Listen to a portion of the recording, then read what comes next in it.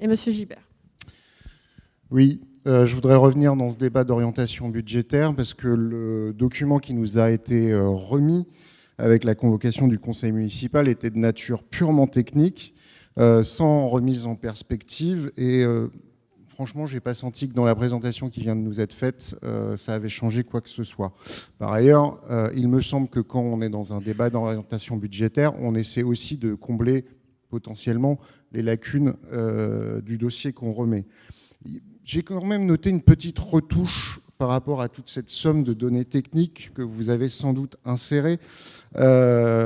C'est lorsque, effectivement, en page 3, vous insérez une information qui n'est démontrée par aucune étude sérieuse, selon laquelle la population de la commune devrait très fortement augmenter du fait des décisions prises avant le 28 juin dernier.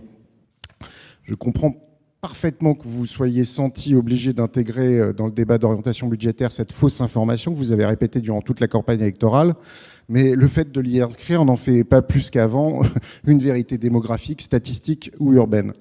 Par contre, l'analyse des effets de la situation économique et sociale sur notre ville et les besonnais, votre document reste particulièrement lapidaire. En effet, faire un copier-coller des synthèses de l'INSEE est peut-être à la fois un peu court et biaisé.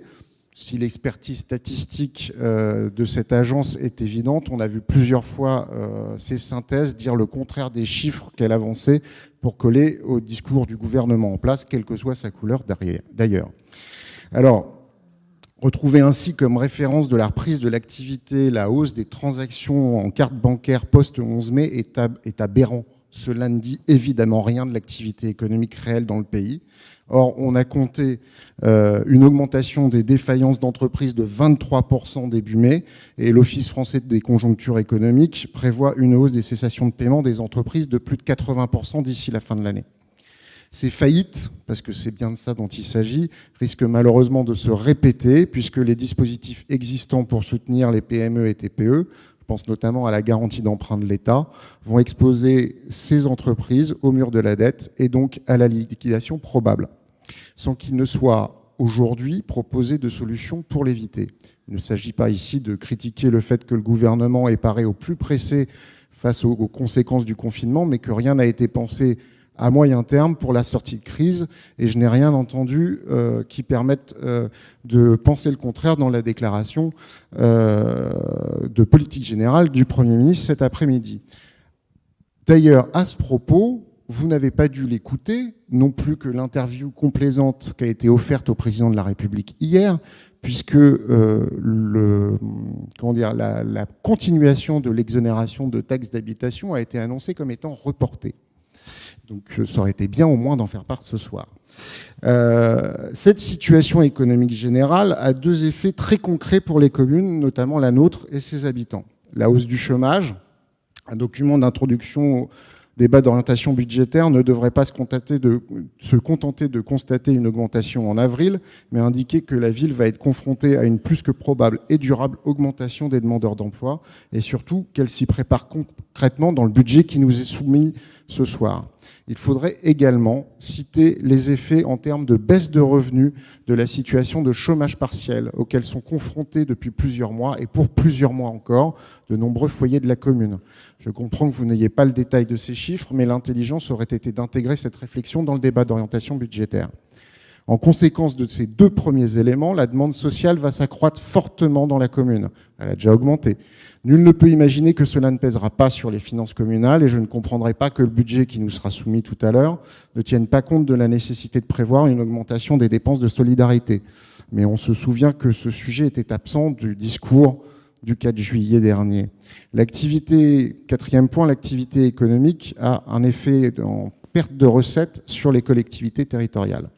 Votre document se contente à citer une des mesures contenues dans le troisième projet de loi de finances rectificative, dont l'examen reprendra dès demain après-midi au Sénat, le soutien de l'État aux collectivités pour 4,5 milliards d'euros. On aurait attendu d'une municipalité de gauche qu'elle souligne que les collectivités territoriales ont perdu dans cette crise déjà 7,5 milliards d'euros et que l'effort attendu du gouvernement n'est pas au rendez-vous.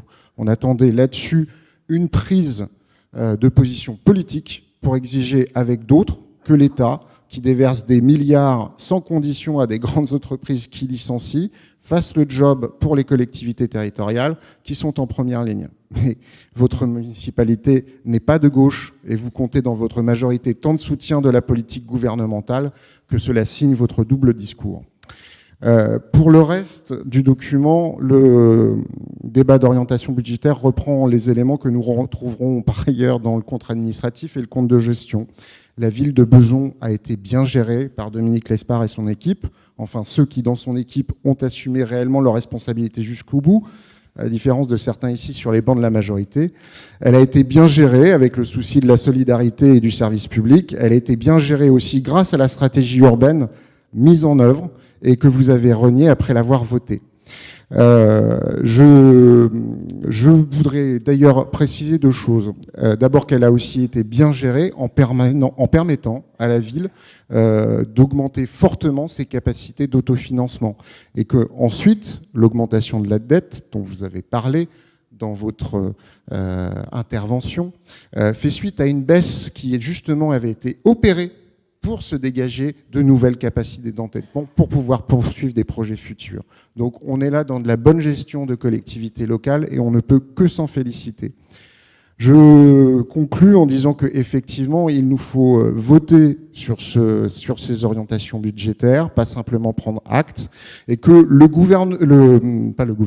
document final peut prendre en compte un certain nombre de modifications apparues dans le débat, et je crois en avoir suggéré plusieurs déjà. J'avoue qu'à la lecture du document que vous nous avez remis, l'impression qui s'en dégage, c'est que le dossier n'a pas été préparé.